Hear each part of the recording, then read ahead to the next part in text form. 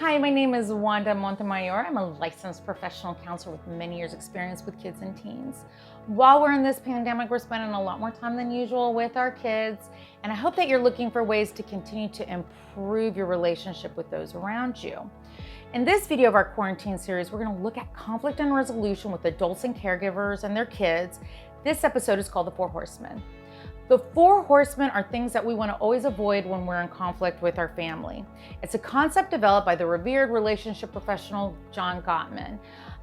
Things that we want to avoid with our children are stonewalling, contempt, criticism, and defensiveness.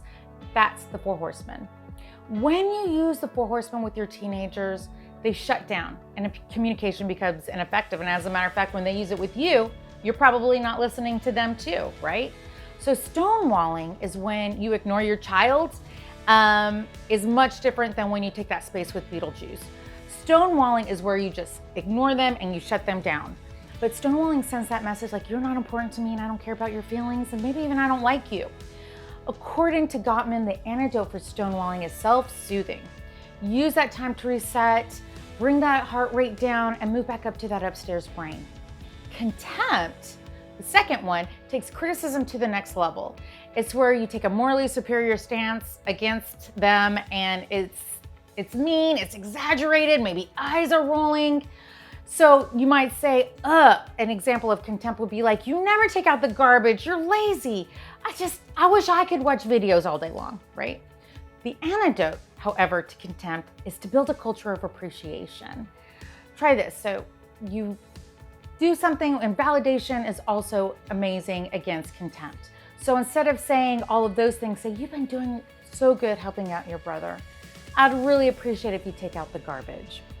Notice and appreciate all the things your teen is doing right. We forget about that, okay? Criticism is attacking the person rather than the issue.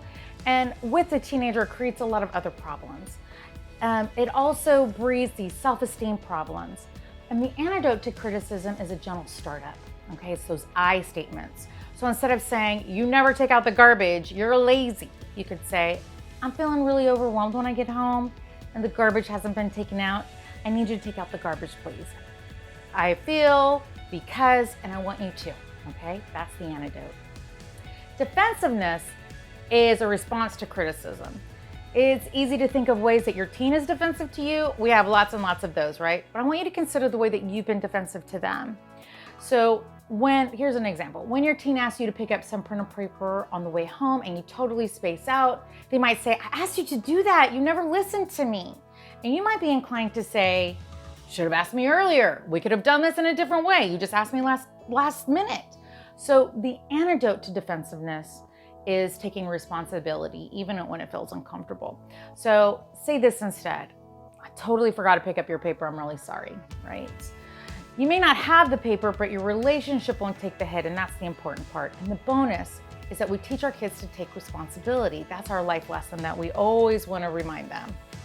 In our next episode, we're going to teach you how to create a do-over with siblings engaging in gridlock and conflict. Thanks for watching. Stay safe and please subscribe.